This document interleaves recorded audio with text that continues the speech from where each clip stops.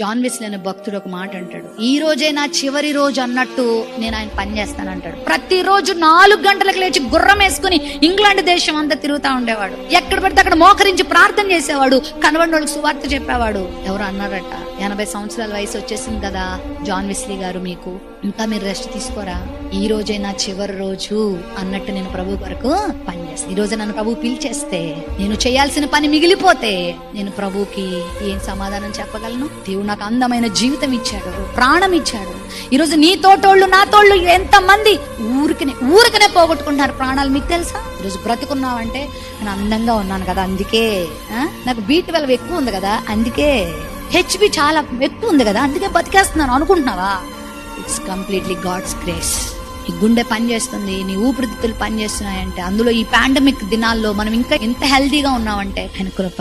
నిన్ను చూసిన ప్రతి ఒక్కరు నీ దేవుని మహిమ పరిచేలా బ్రతుకు.